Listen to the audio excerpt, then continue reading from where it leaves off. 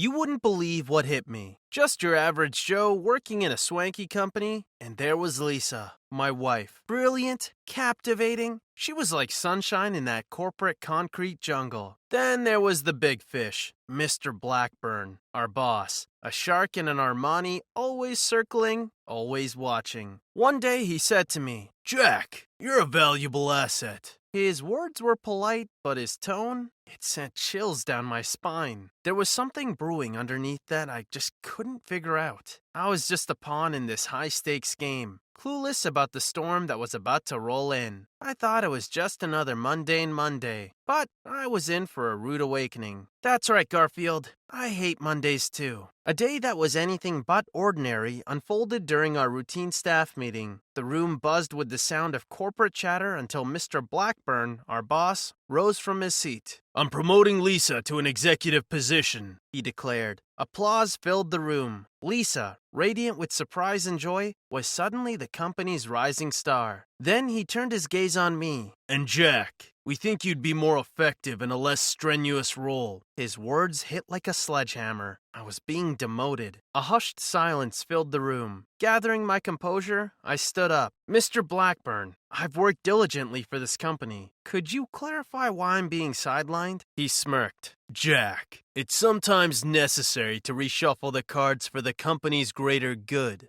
I retorted. "Or perhaps to deal a better hand for some?" He chuckled. "Business isn't for the faint-hearted, Jack." Suddenly, Bella, a colleague of mine, broke the silence. "Jack has been an asset to this company. We all deserve an explanation," she demanded. Blackburn's eyes narrowed. "Bella, your defense is touching, but misplaced. This isn't a popularity contest. It's about business strategy. Perhaps, when you understand that, you'll move beyond your current position." Gasps filled the room. Lisa, now caught in the midst of this storm, looked at me, her eyes filled with confusion. The equilibrium in our professional and personal life had been shattered. It was like standing on the edge of a precipice, the ground ready to crumble any second. The aftershocks of that fateful staff meeting kept haunting me. Blackburn's decisions, his cryptic words, his smirking retorts, they all swirled in my mind, breeding suspicion and distrust. Was this some sinister game he was playing? One evening, I confronted Lisa. "Don't you find it strange, Lisa? Your sudden promotion, my demotion?" I asked, my voice echoing in our quiet home. Lisa's eyes widened in disbelief. "Jack, what are you implying?" I took a deep breath.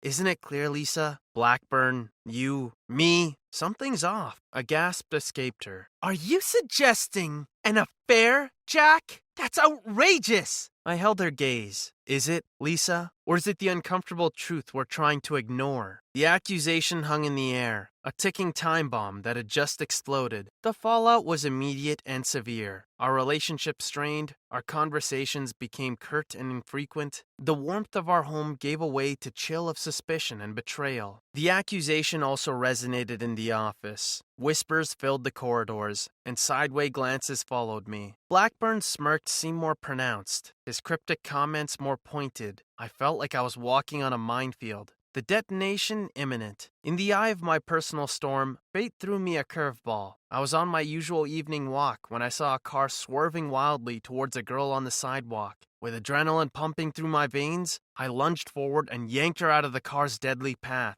As the car skidded past us, we found ourselves sprawled on the sidewalk. She looked up at me, her eyes wide with shock. "Did you just—" "Yes, I did," I replied, trying to catch my breath. "Next time, try not to stand in the path of a runaway car." She laughed, a sound that seemed out of place in the aftermath of the near-death experience. "I'll make note of that, Mr. Superhero." Her name was Ava, a mystery that unfolded slowly over our subsequent meetings. She had an uncanny interest in my life, my work, my troubles with Blackburn, even my relationship with Lisa. I found it endearing, though. Something in her probing questions tugged at my suspicions. One evening, as we sat in our usual coffee shop, she looked at me with a seriousness I hadn't seen before. "Jack," she said, her voice barely above a whisper, "I have something to tell you." "What is it?" I asked, feeling a knot of apprehension in my stomach. She took a deep breath. "I was paid to spy on you." The revelation was like a punch in the gut, another twist in my already convoluted life. Ava's confession hung in the air, a shocking admission that turned our world upside down. You were paid to what? I repeated, hoping I had misheard her. She nodded, her eyes not meeting mine. To spy on you, Jack. Her voice was still barely a whisper, yet the words resonated loudly in the silent room. And then she started talking, pouring out details about my life that she should have no business knowing. My interactions with Blackburn, my strained relationship with Lisa, even the exact number of steps from my car to my office door. It was unnerving, to say the least. I know about your favorite childhood memory, the time you fell off your bike and ended up with 7 stitches. I know about your secret love for cheesy romance movies, and how you take your coffee with just a hint of cinnamon. As she spoke, I saw a different side of Ava. She was not just a spy, she was a woman who had immersed herself so deeply into my life that it seemed like she was in love with me. I'm so sorry, Jack, she said, her voice shaky. I didn't mean to fall for you, but I did, and now I don't know what to do. Blackburn's manipulative plot was nearing its devastating climax. Lisa approached me one evening, her eyes devoid of the warmth I was accustomed to. Jack, she whispered, I can't do this anymore. I was taken aback. What do you mean, Lisa? She looked away. Her voice trembled as she confessed. Us, we're not the same anymore. The promotion, your demotion, the constant scrutiny, it's too much. I felt a lump in my throat. You're saying Blackburn has won? She nodded, her tears reflecting the painful reality. I think he has, Jack. He wanted to pull us apart, and he succeeded. I could hardly believe what I was hearing. So what, you're leaving me? I don't know who we are anymore, Jack. This isn't us. Fresh from the sting of Lisa's departure, I found myself knocking on Ava's door, my mind teeming with thoughts of revenge. I let my determination guide my words. Ava, we need to expose Blackburn. He manipulated us both, and it's time for his reckoning. Will you stand with me in this? Ava seemed surprised at my proposition, but after a moment of silence, she responded with a firm, Yes, Jack, I'm in. I wanted her to understand the gravity of what we were about to embark on. This won't be easy, Ava. Blackburn is cunning. Are you ready to face the storm that's coming? Without skipping a beat, she responded, I've weathered storms before, Jack. I'm with you till the end.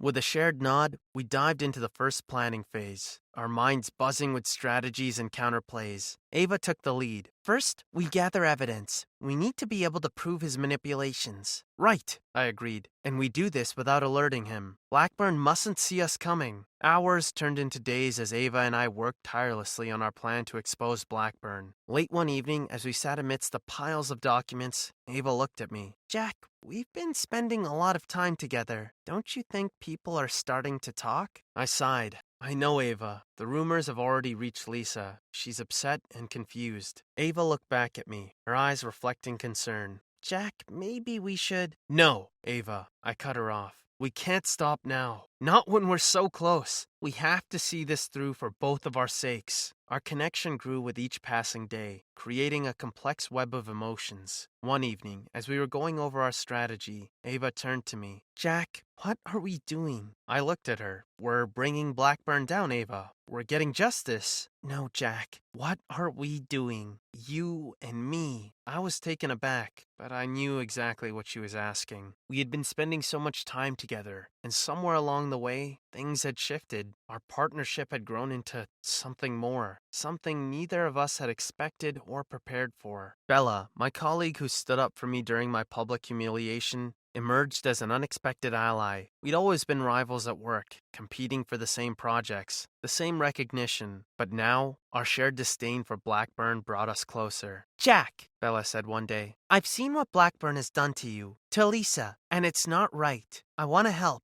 Her offer was surprising, but welcome. I appreciate that, Bella. We could seriously use all the help we can get. With Bella on board, our mission gained a new momentum. The dynamics were shifting, and the game was getting more complex. The day we had finally prepared for was finally upon us. We gathered irrefutable evidence against Blackburn, and it was time to bring his shenanigans to light. As I stepped into the office that day, I felt a mix of anticipation and anxiety. With Ava and Bella at my side, we were ready to expose Blackburn. I began. Ladies and gentlemen, I have something important to share. As I laid out Blackburn's devious plot, a hush fell over the room. The shock was palpable. Lisa, who had been sitting at the back, looked stunned. She had been a pawn in Blackburn's game just like the rest of us. "Lisa," I said, turning to her, "I'm sorry you had to find out this way, but you deserve to know the truth." She was silent, her eyes filled with a mix of hurt and betrayal. She looked at Blackburn, then at me, and finally walked out of the room without saying a word. The rest of the company was in an uproar. Accusations flew, sides were taken. Blackburn tried to deny it, but the evidence was undeniable. His reign of manipulation had come to an end. As the news spread, the atmosphere in the office changed too. People were shocked, angry, and confused. But amidst the chaos, there was a sense of relief too. The truth was out, and it was only a matter of time before justice was served. In the aftermath of the reveal, a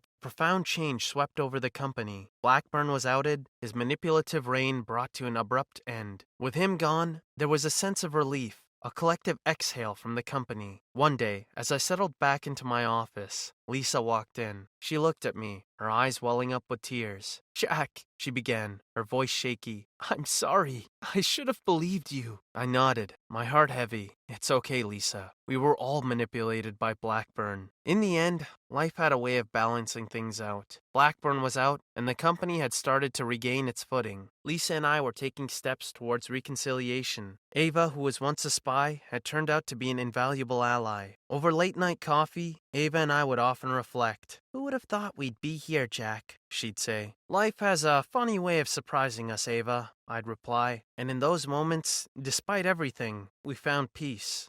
We had been through a storm, but we came out stronger. We had realized that truth and resilience were our greatest allies, and that even in the face of deceit, there was always a chance for redemption. As a new dawn broke over the horizon, we were no longer the same people. We had faced our fears, survived a conspiracy, and emerged victorious. Life had tested us, and we were ready for whatever came next.